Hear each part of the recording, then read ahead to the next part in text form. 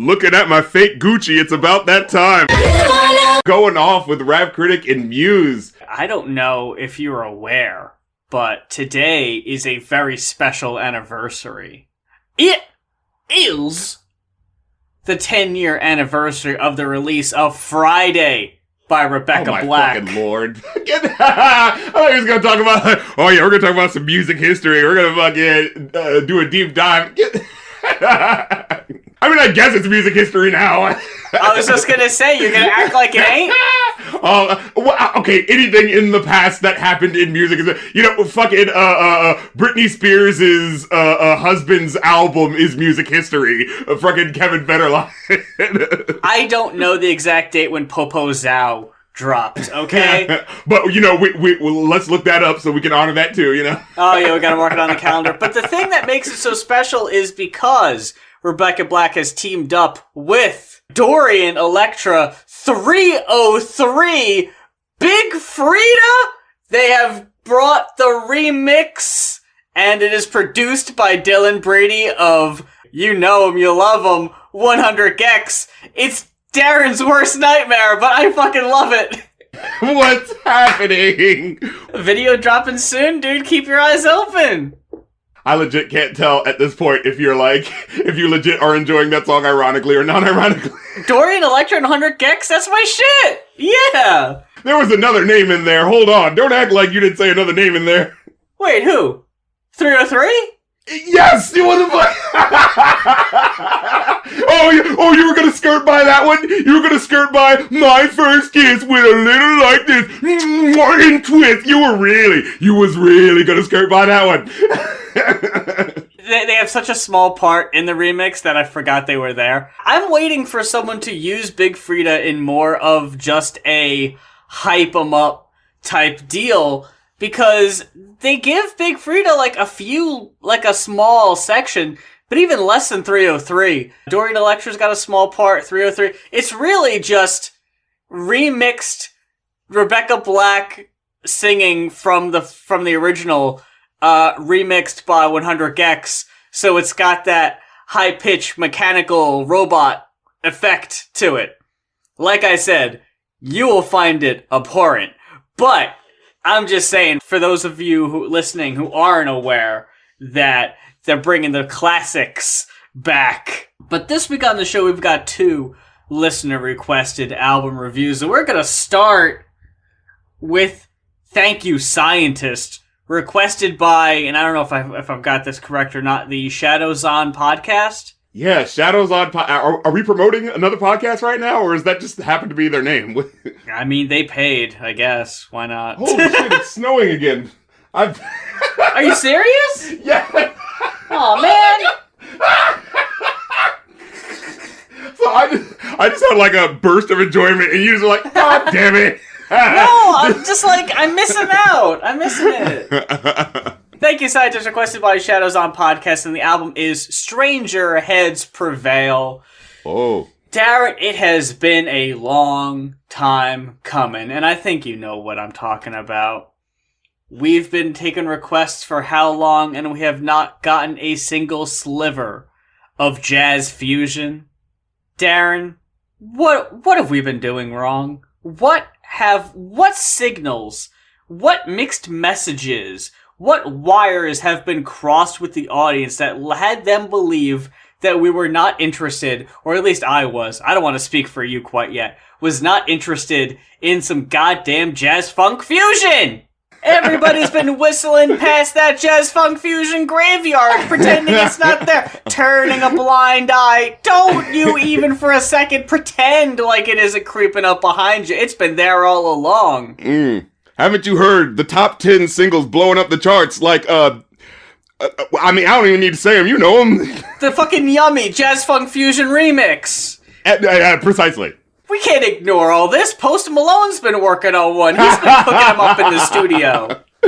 Oh, for sure. But anyway, I honestly haven't been waiting on this for years. This is honestly a genre I've only very recently gotten into with my deep dive into Zappa and how they've been messing around with what your idea and what you perceive music to be, turning it on its ear, using the instruments you might not go to right away, throwing them in the mix, like a xylophone, for example. And I was looking even for some similar bands a while ago. One band that came up called Brand X, featuring Phil Collins on drums, that ran alongside Genesis. So Phil Collins was singing in Genesis, and I think also still playing drums in Genesis, and also playing in this experimental jazz funk, progressive instrumental band on the side. Brand X, seriously, those two first Brand X albums, check them out on Spotify if you haven't, folks, if that's your bag. But I never came across Thank You Scientist, so this is my first time hearing them, and wow. Yeah. The prologue I didn't dig. It might have been how minimal it was in just about every department compared to the rest of the album. Oh my god, every song is like its own journey. Yeah. It's incredible. Like, it switches time signatures, all that stuff. You were saying jazz fusion. I was thinking math rock. Does that sound... It's definitely got some of that in there, too. Absolutely. Yeah.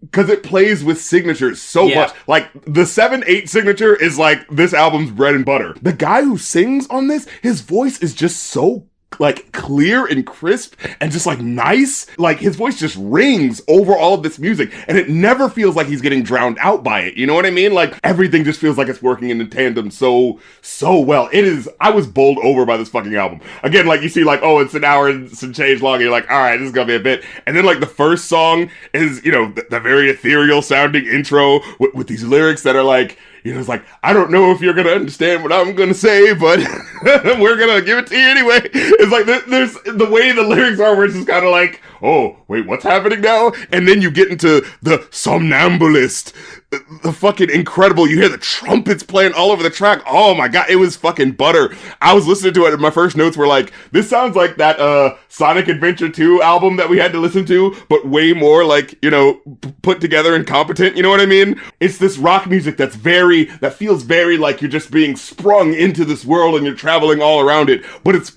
pulling you along for it the whole time, you know what I'm saying? Like, everything just feels so just tight. It's like a slightly... I'm throwing so many bands this freaking album's way, but I'm thinking about also like, it's like a lighter orchestrated Trans-Siberian Orchestra. You know what I mean? Like, it's like, you can tell they don't have like a full orchestra in there, but like, oh, they're still doing some shit in here, you know what I mean? Like, they're having some fun. With the funk aspect of it, it kind of reminded me of early Incubus without the hip-hop aspects. How, like, Incubus would have, like, record scratching and some kind of semblance to a hip-hop beat under it. Just mainly the funk side of it. Math rock definitely in there. Sometimes there's, like, thrash metal elements that kind of sneak in. This really is not tied down. They just run the fucking gamut. The whole spectrum. It's really amazing. Mr. Invisible had that solid-ass samba groove going on. Yeah, I'm telling you. Every track had something new and something to surprise you. You know, you'll go through what you think is 3 songs. You'll be like, man, I like these last 3 songs. It was like, oh, that was just one song? I just really like that one song. I was really mad when we got to Rube Goldberg Variations, which is, at this point on the album... the longest track so far, but not the longest track overall, because that would go to the next track, and it's the album's first instrumental, and it goes to so many different places. It's like, this one went up to 11. I understand what you had to do on those other tracks, but y'all are going off in so many amazing directions on this track that I was like, I wish y'all did this more. Like, that track was so much more intense. Yeah, they didn't weigh themselves down by having to have a structure of, like, verse, chorus thing. So they just went the fuck off. It did take me a while to appreciate the vocalist's voice, I'll be honest. I wasn't a big fan of it at first. It took a while to grow on me. So I kind of resented it at first. Like, man, I really just want to hear what the hell's going on in the background. So when there are tracks that he's, like, bringing it down and doing, like, soft singing, I'm like, I don't want that. Oh, no. Bring back the fun. I wish that they were more than one instrumental is what I'm saying. Not to say that he's, unlistenable, because he does bring something to these tracks, and I just think there are some tracks more than others that he fits with intensity-wise. Like, sometimes the tracks are so intense that I feel like he's not really able to meet the same intensity. So I feel like, some of these tracks I feel like is playing catch up. I want to say on Rube Goldberg Variations, though, I love that. As soon as I saw that title, I was just like, oh my god, that's such a nerdy music reference, but You're I love in it. for a fucking ride, too. Right? You just know. And it's based on, the theme and variation technique of old composers from, like, Bach's era. Usually an aria followed by, like, variations of it that mix around and play with the melodies and motifs. It's basically the original remix. Like, it's like the proto-remix. It's like, here's what the original sounds like, and now what'll happen if I put the melody first and this person and play that motif 3 times instead of just the 1 time, and so it messes with the beat, It's like that sort of thing. So, like, these motherfuckers know what they're doing, Oh, fuck yeah, absolutely. I can't believe that it's taken me this long and a listener request to be made aware of them, honestly. Like, I would have imagined that our paths would have crossed at some point. Yeah, because this came out in 2016, right? Like, so this isn't, like, old, yeah. And it's weird, like, I went on eBay and I tried to buy this afterwards, and it's fucking, like, out of print and super expensive. So I was like, well, goddamn, can't do that. I don't know about you, but I picked up on a certain theme that I actually had to double check on Wikipedia if they were or weren't like a Christian group. I was trying to figure out if it was like either about God or about like scientists, building an android and like I'm giving this creature new life and this is what this creature thinks of me. That's what I was thinking when I was listening to it. Right, yeah. Starlight, it's safe to say you own the sky, but it was man who gave me the light. My maker, seeing his face, we're one and the same. I was like, wait, what's going on right now? And then that later track where it's like, it's mostly just been music, like playing with music and stuff like that. And then, you get surprised at the end of Psychopomp, where you start hearing, like, samples of, like, what sounds like this, like, 50s, psychiatry thing talking or something like that, where it's like, who am I? Why am I here? What is my purpose in life and where am I going? And then the samples start to play over each other, you know what I mean? And it's like, I am not a creature of circumstance, because I have the power of self-direction. And it's just like, what is happening? And then you hear all this discordant music, like, slowly start crescendoing and shit. It's so insane. I am the architect. Yeah, and it's like, that hadn't happened on that level before this track, where they're, like, mixing it, like, samples specifically like that, so it was just like, whoa, like, we're going to the next level. Well, I got, the first time I thought anything like that was on Caverns, mainly because it sounds like it's whether or not it's about a abortion, the choice of whether to keep or to kill. So at that first line, it was like,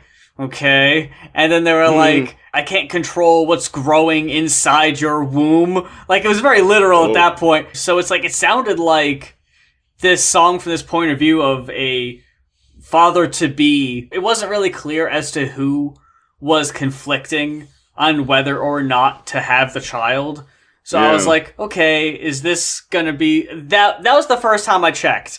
I was like, okay, this is just subtle enough, but also kind of on the nose enough to make me check. But then on Mr. Invisible, that also, I mean, the title alone, if you're already thinking that, right, you get to Mr. Invisible, and there's some aspects of, like, I don't remember the line specifically, but there was talking about, like, trusting and control, and it sounded like you're singing about God and that. And then when you do get to Psychopomp, and it does talk more about, like, the afterlife, where am I going? I was like, I can't tell if this is a scientific approach to religion, or if they were Christians in the first place, and that was what they were, like, injecting into it. but I couldn't find info on that specifically. Going on to Mr. Invisible really quick, I just wanted to bring up, there was one part where he says what are you waiting for the day to say it's over. When that part came, that just sounded like sounded like it could have been the theme for a goddamn James Bond movie or some shit. It was just so goddamn epic. And it was like right after that, you hear this silky ass sax just slide into the picture. It was just so fucking cool. Like, it's just, this album is just moments upon moments where things just keep getting cooler. There are so many tracks and there's a track later, comes up a couple times where there's a guitar solo going on and it's fucking sick and they're killing it. And then there's just like accented by a saxophone just kind of in there also. Yes! Like, I'm here too, just kind of hyping it up. Like, oh my god, the combos, fuck. I think it might have been Psychopomp, where it was like, there was a solo already happening, and then like you heard like a little second where the music just cut out and you heard a little, and it was like the guitar and the like sax playing together or something like that. It was like, what the fuck? What was that? It was so insane. And like, I'm not doing this justice by describing it. Like, you really have to have this journey of a song happen to you, you know? There's a track on Need More Input. It goes into an instrumental break, and it gives you one of the most interesting, unexpected combos of a sitar and trumpet. Is that what that was? Like, I had no fucking idea what the hell. I was like, I would never in a million years be like, oh yeah, I'm really digging this spacey, far out sitar solo. Put some trumpet over that shit, too. Yeah. At every turn, they were like, this kicks ass. Needs more brass, though. Bring in the fucking sax. Bring in the... Like, it can always use that shit. A moment I have written down here where I think I might have turned around on this dude's vocal delivery. I was like, man, fuck, alright. Now he's fucking on a wolf in sheep clothing. There's a part in the chorus where he goes, sorry, I can't be all that you... Like, where it's like he's hitting the high notes with the fucking... And I'm like, oh... Oh, yeah, yeah. And like, it just carries over those like high notes. I was like, oh, man.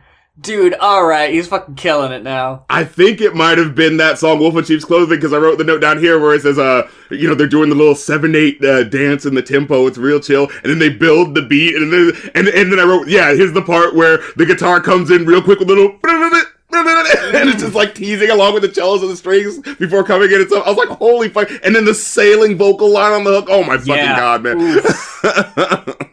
I was a little nervous coming up to the epilogue that I was like, oh man, it's just going to be weak like the fucking first track with the goddamn, we're moving along, we're singing along. That is the goddamn, that track does not do justice to this album of getting you interested or hooking you because it does not give you even a fraction of the intensity that this album actually has to offer. I was like, yeah man, I guess I'm rocking with it. But then, when the second track comes in, I was like, oh, okay, here we go. The intro and outro, at least to me, felt kind of like, you heard what the fuck we made, right? You heard what the all these, 10-minute songs and shit, and here's where it ends. This is the last song, nice little piano, and we're out.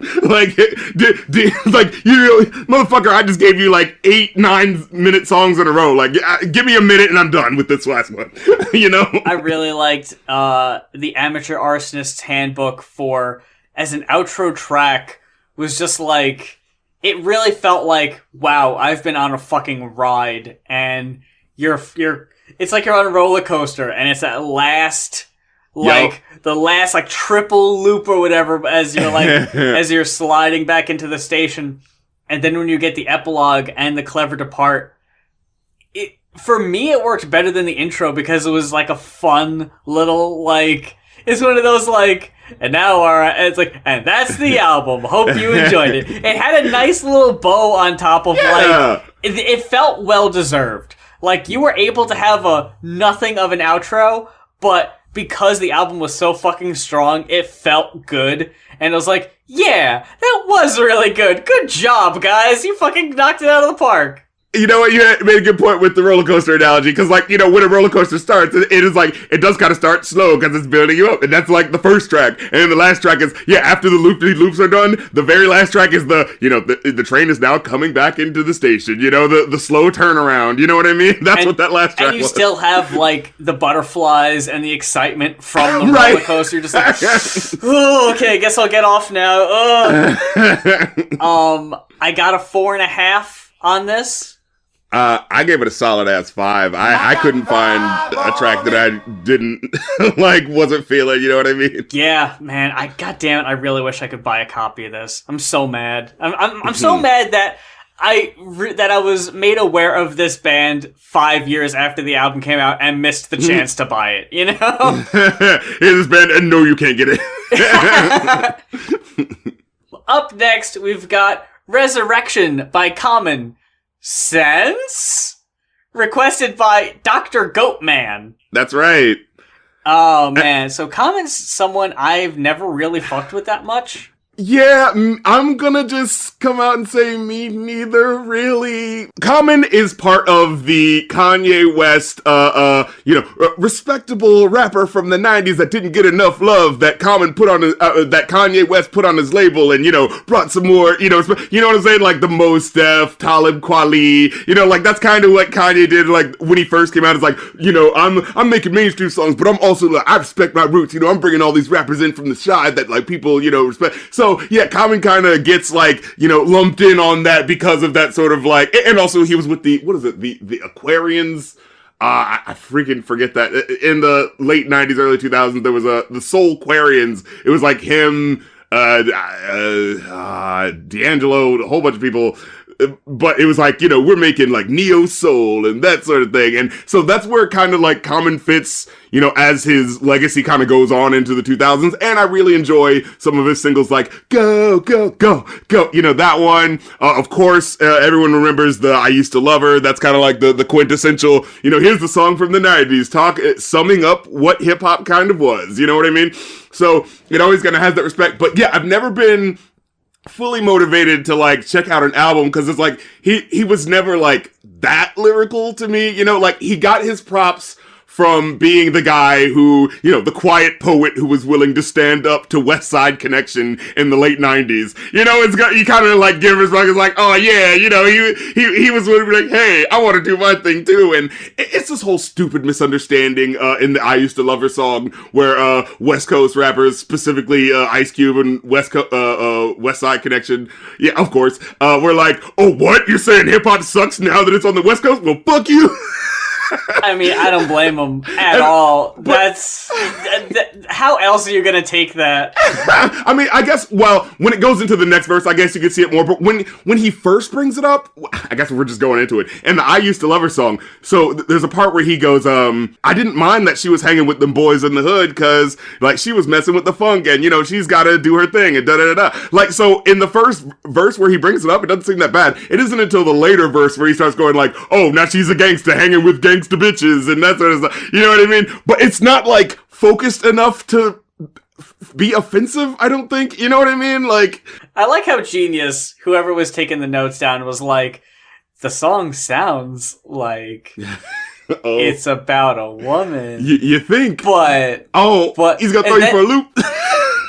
But then they go, it's not until the very end that it's made clear that he's actually talking. Okay, I'm Get sorry. out of here.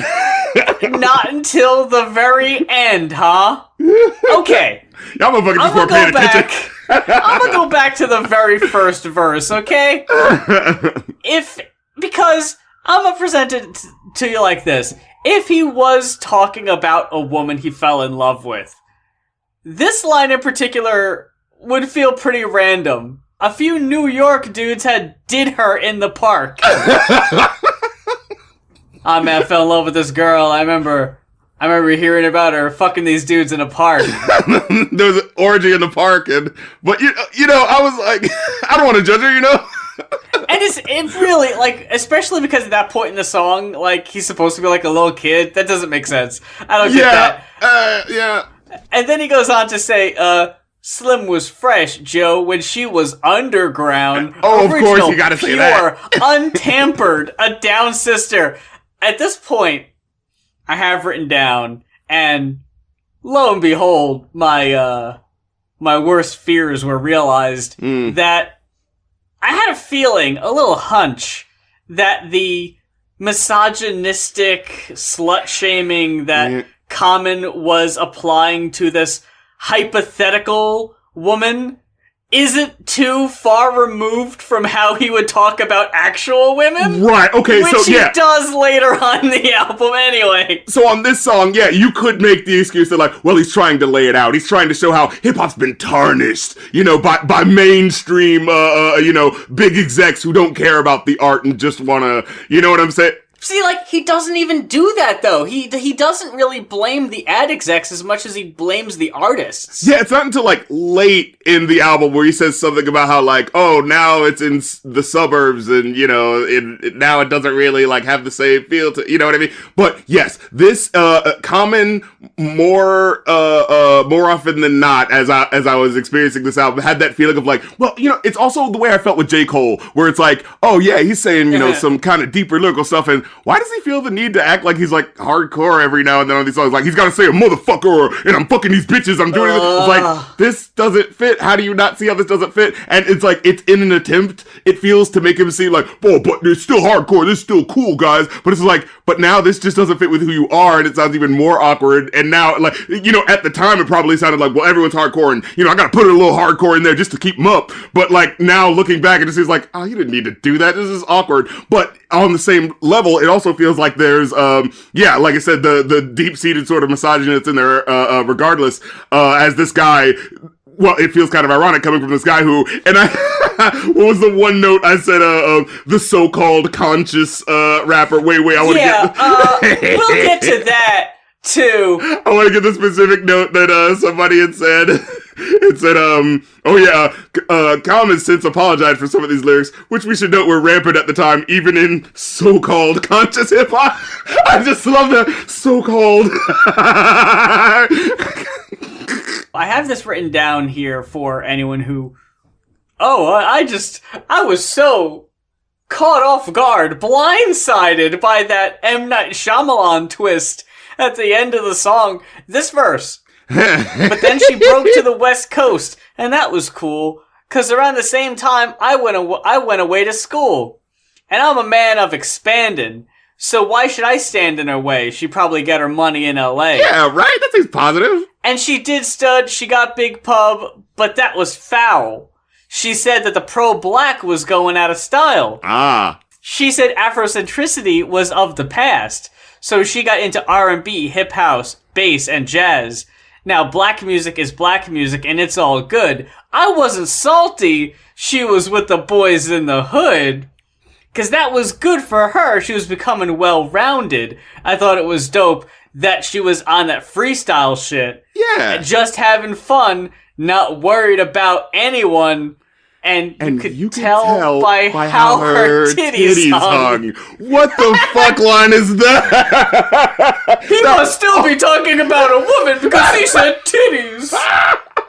That line, this is like, what? Hip-hop don't have titties. Hip-hop don't have titties.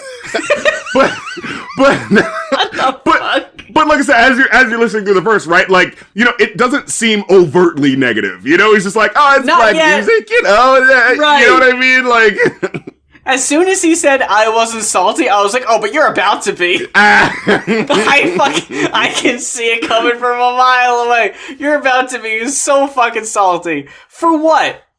On some goddamn KRS-One. Oh, what's happened to the genre today? Ugh. And I think that, like, there's an element of, like, truth to it, right? Because, in the late 80s, early 90s, there was that, like, Afrocentricity, and there was this really big, like, space where it's like, whoa, Public Enemy can be in the mainstream, and, Arrested Development can be in the mainstream, but there was a time around, like, 93, 94, where it started to feel like that was being treated as a gimmick instead of as a lifestyle reality. And in a world where hip-hop, especially when, like, it is a true thing that gangster rap and sort of the flashy shit started to take over, you know what I mean? And so it's like, So in that respect, I see it's like it's him sort of cataloging that, you know what I mean? And that's how I gotta say, like, it actually is kind of like cataloging how that went.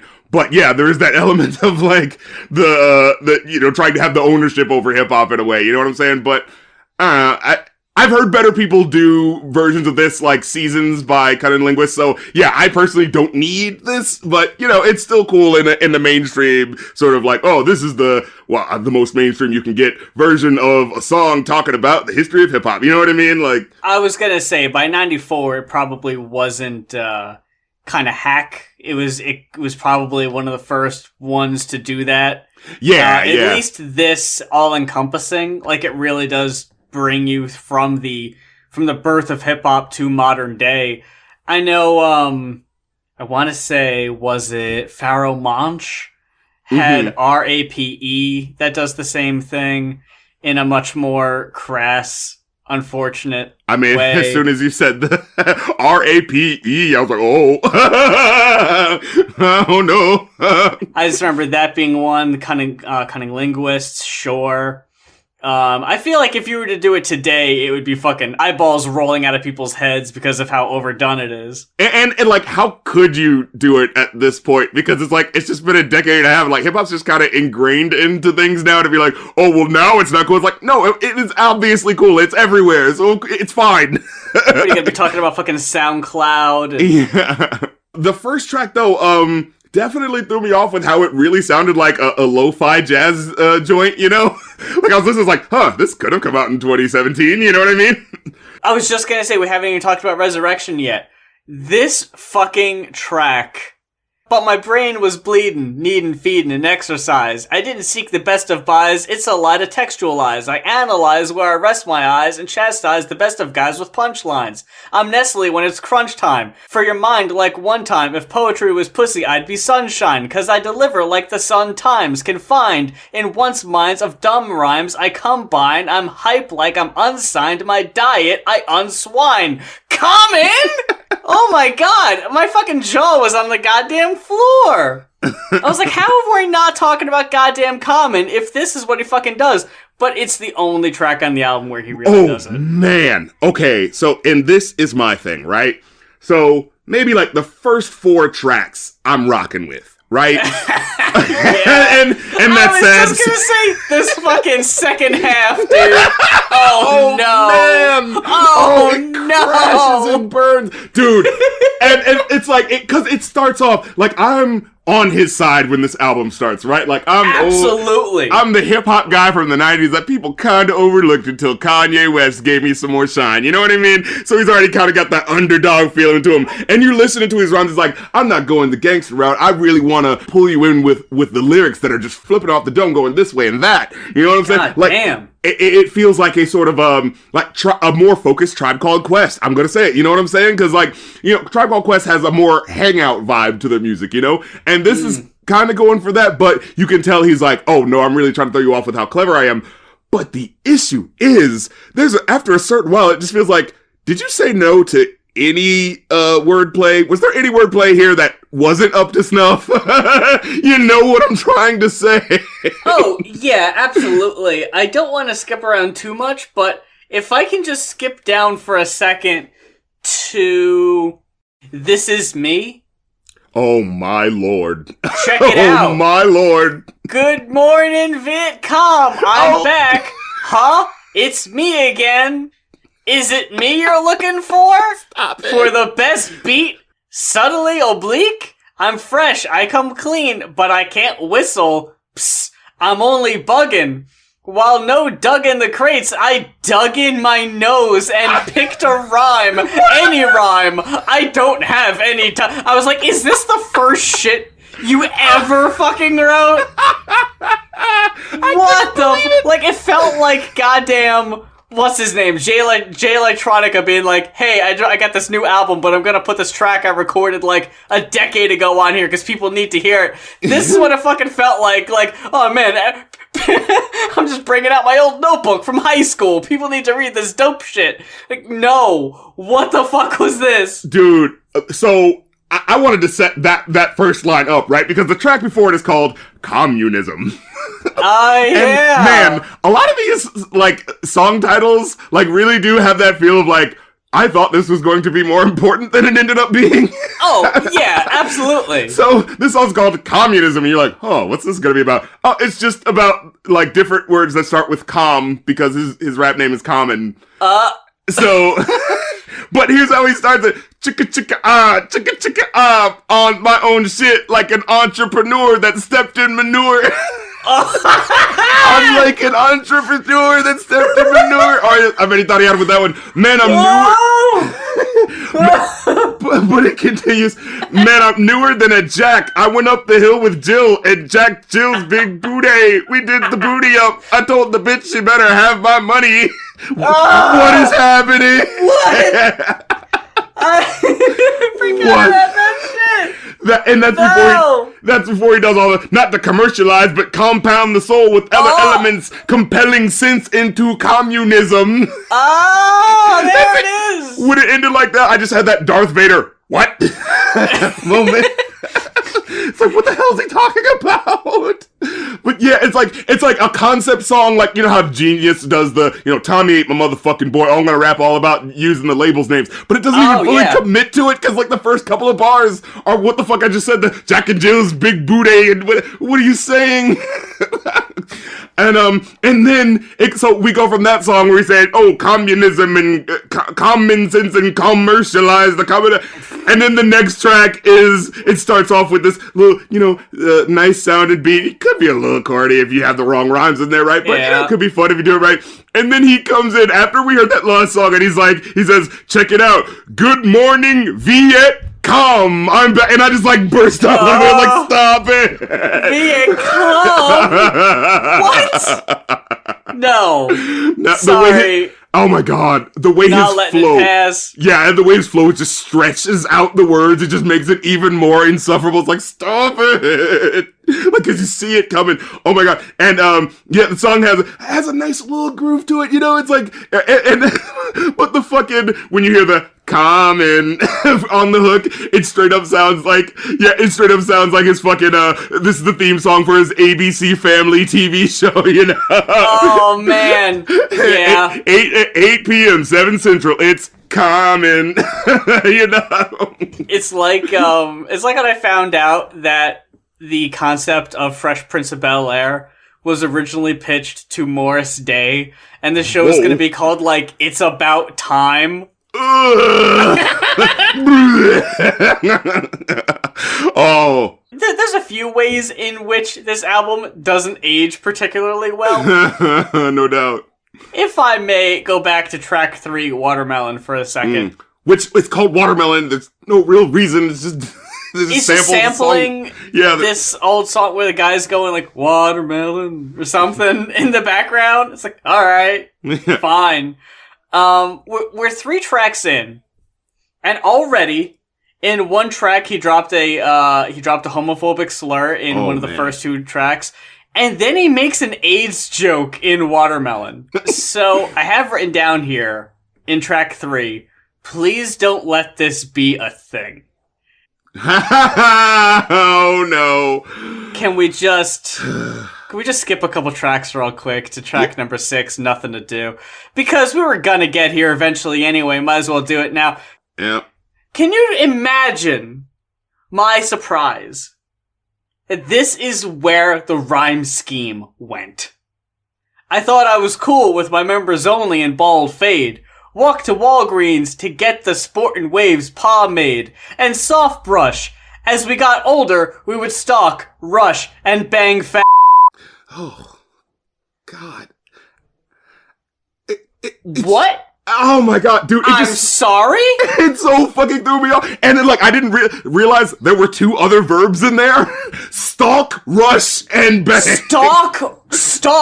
I was like, what the fucking what? And it's thrown in there with the same nonchalantness as walking to Walgreens and getting some pomade. Right, because this is the song Nothing to Do. This is about a typical day in Chicago. You know what I'm saying? This is just... And he starts it, too, by saying, like, yo, calm is gonna come. Yo, calm is gonna come. Remember that intro line? It's like, what the hell? You can't... There's no way you don't realize how sexual that sounds. You read it in the Genius thing and Yeah. He since denounced it. He since Look, all I'm gonna say is this. For perspective, if Vanilla Ice in 1992, right, 91, 92, went on to the extreme and casually, super casually, said, oh, you know, when I get bored, I stalk Rush and commit hate crimes and drops a fucking N-bomb, there would be no apologizing for that. They'd be done! When I did the Ice Ice Baby episode, I actually specifically remember learning that he also was a part of a bunch of fucking knuckleheads and ne'er-do-wells that would, like, beat up, like, mess with gay dudes. Like... well, I'm not surprised by that at all. God damn it, how fucking common was this? I didn't mean to use that player. And it's so sour as this song. It's supposed to be like, hey, you know, we're hanging out. I mean, well, there's also other lyrics that sour about like, oh yeah, we fucking these, you know, fucking these dumb bitches. And it's just like one or two lyrics just like, what the fuck? Where'd that come from? This is the one where I was like, yeah, I'm rocking with this track. It's whatever. And then he randomly decides to throw in, it's in My Own World, Check the Method. Oh, yeah. He says, I love black thighs.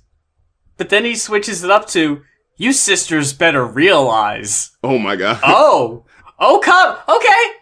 Let's gather around, because Common is about to spit some real shit. Ladies better listen up. The real hair and real eyes get real guys. So before you make up your face, you better make up your... Fuck you, Common! Oh, wait, but he's not done. He says, so before you make up your face, you better make up your mind. I hope you wake up in time for the revolution, or you're gonna be like, I can't believe it, I got shot. What the fuck? What? By who? With what? How dare you wear makeup? About? You're getting, it's the revolution, and whoever wears makeup is getting shot, because they're part of the bourgeoisie. What the fuck are you talking about? Here comes Common with the fucking guillotine for anyone with makeup and fake hair. Yeah, and his communism. Oh, no. Oh, he's giving it a bad name. And it's not a coincidence that after Nothing to Do, at first I was like, okay, maybe it's because my opinion of this has been soured substantially because of how casually he decided to brag about committing hate crimes. Right. Like it was no big thing. But no, man, this album really does take a big ol' step down. Nosedive. Right at that point. Because then we get to orange pineapple juice, right? What? Yeah. Use a hamburger. I'm a Fuddrucker. Asking me to let us catch up, knowing you can't cut the mustard? So where's the beef jerky? Hey, maybe that's the line sounded a little fresher back then. Maybe. It couldn't have sounded any more whack in 2021. Are you fucking kidding me? Oh my god. After Resurrection with all those fucking multis, right, the whole goddamn thing, you're throwing me beef jerky? Motherfucker ran out of rhymes. You really did. It didn't have to be an hour, Common. Yeah, No ID has a he's a legendary producer from Chicago, and yeah, he kind of shows up, your boy Common, on this track. Oh no! And it's like he's just supposed to be the producer. He's not even supposed to be like the dude that's really nice like that. Like, you know. You know who doesn't really shine up, Common? That's Why Not on Chapter 13. What in the world was that song? What? I don't know. Another song where I was like, wait. Oh, Chapter 13, Rich Man versus Poor Man. Oh, this is gonna be a track about, like, you know, we're gonna have some social commentary. No, not really, except not until like, the last verse. The ass end of the verse. Yeah. What in the fuck is he talking about? No idea. Well, it's just a bunch of subpar mini verses. They trade back and forth up until that point, and it's like, none of this is worth quoting. None of it's memorable. Yeah, like, what is it? At the end, he goes like, every day the black, let me hold my nose because that's our common rap. Every day the black man would ask for spare change, but Adam, the white man, would stare strange. So the black man got fed up because wasn't nobody feeding him, and took Red by his neck and started beating him. The Chinese man got annoyed and broke out like a peon, and now the black man owns the store, and it's named Leon's. And it's like, huh? What? Black power? I guess. Like, why'd you scare off the Chinese dude? What did he do? Wait, he just gets to take your shop? Like, what this bullshit? Yeah, he ran away, so he forfeited ownership of the store to whoever was left in it at the time. So congratulations, it's yours now. Yeah, the homeless black guy that just happened to be in front of the store. Like, what the fuck's going on? He wrote it in his very specific lease. Everyone looked at him like he was nuts when he came up with it. And it was like, oh no, this is going to make perfect sense in a few years. So I'm guessing the feeding him was a Wu-Tang reference? I guess. Yeah, he samples a ODB at some point. So, I'm guessing he's listened to a little bit of Wu, Yeah. Man, I've got like nothing to say after that, except for the utterly pointless Pops rap. Oh my god. The skits on this album are awful. Like, I was even gonna say, I wasn't going to include this as a track and count it in my final rating, but it's 3.5 minutes. You're damn right. I'm keeping it in the fucking track, and it's really gonna hurt it. Yeah, because, oh my god, the outro is just like, it's the This Is Me beat from earlier, because that's definitely what it sounds like, and it's like, his dad just kind of rambling, he's just rambling! And it sounds like vaguely positive, but I don't know what it's about. Like, he's like, we're gonna try something new here, we're gonna call it peace, and we're gonna act like we had it for 6 years already. So, it's like, back in the day, they were showing up and they finally woke up. I hear they're leaving that alone, using the word truce, and I love to hear that. I'm like, I guess. It's like that. It's good. What's going on with your dad, man? Like on the album, on SZA's album Control, there's a few tracks on there that end with voicemails from SZA's mom. Everybody trying to do the Kendrick Lamar thing, huh? Yeah. And just being like, you're doing so good, sweetheart. I'm so proud of you. I love everything you're doing. It's like, wow, thanks, Mom. I love you too.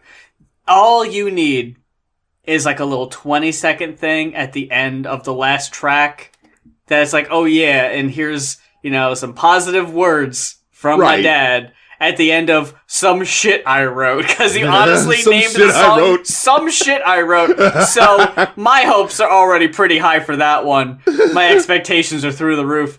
You could just put the little Pops rap, maybe 20, 30 seconds of it at the end of that one. Have it fade out, Why make it its own thing?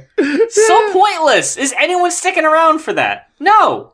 Oh my god. What was the one skit? That Another Wasted Night? Somebody is talking to somebody, it's an actual voicemail apparently, and he's like, the nerve of that hoe to not give me no pussy. Man, I wasted an evening. And then later on he's like, but oh well, I get pussy anyway. I mean, that's just how players do. It's like, but you didn't though. He's like, sure, buddy. It's fucking Chris Farley, the bus driver from Billy Madison. Yeah. I didn't get any pussy, but you can imagine what it would be like if I did. Right? Oh my god, I couldn't believe this album. I ended up with a 3. Oh man, I gave it a 2. Yeah. You were too kind. I'm gonna guess in 94, this was really blowing some folks away. Right, because, It hasn't aged well, though. Yeah, like, it probably sounded good in comparison to, what was going on at the time. So, there's probably that feel of, like, man, because, like, right now, the main thing is, like, people slurring and, putting the vocoder on their voice. So, hey, if someone has a mainstream hit that doesn't sound like that and is doing something a little different, people are probably showing a little bit more love than maybe it deserves, right? So maybe at the time it was like, everybody's doing, like, I can't fucking throw a rock without hearing a fucking gangster rap song. Oh, here's someone just kind of doing jazz. Okay, yeah. You know what I mean? And so, like, he kind of was able to coast by on that more than you would expect because, yeah, like, but up against other lyrical cats doing the jazz rap thing, like, I wouldn't even put this in a top 5, you know what I'm saying? I mean, of course, there's the God tier, you know, Rakim and stuff like that, you know what I'm saying? But with the gift of hindsight, I'd definitely put like a Kendrick Lamar album above this, like, oof. That about wraps it up for this week's episode of Going Off. Thank you so much for hanging with us this week. And if you are one of the folks that requested the albums that we reviewed, thank you very much for your support. We mentioned it last week that we're going to slowly pump the brakes on requesting reviews in a bit. They are still open as of right now on the Ko-fi at a steep price that is double what it normally is, but we are doing that. Well, I mean, if the price is higher, less people are going to be doing it. And if you are doing it, I mean, it takes a lot of time to do these, and a lot of them are stacked up against each other. So, like, you know, it's kind of like, okay, you know, before we close things off for a while, it's kind of like, all right, these are the coveted slots now. You know what I mean? Like, but that is Ko-fi. That is ko-fi.com/goinoff, GOINOFF. If this is your first time listening to us, all the old episodes are on SoundCloud, iTunes, Spotify, and YouTube, so one of those is bound to work for you. What do you got going on? Anything you want to plug, promote right now? Yeah, you can join my my Twitch at twitch.tv/rapcritical. It's actually going to be my birthday week coming up when this episode comes out. So, you know, if you especially feel like, you know, supporting your boy with, you know, just a little bit of change thrown my way to the PayPal. Yes, I'm actually going to be moving soon, so it would be super appreciated. Oh, yeah. Yeah. So, and then, of course, there's the Rap Critic YouTube channel. Of course, there's the Review a New podcast, my movie podcast. We just did... what did we just do? I'm always confusing it because, like, confusing what I did last time with what I just recorded. We're about to put out the High Anxiety review for Mel Brooks, but we just did Silent Movie, you know, so you know, the Roaring 20s are back, ladies and gentlemen. So definitely get with that, act like you want it. What else am I doing? I got the Twitches, I got the other podcast.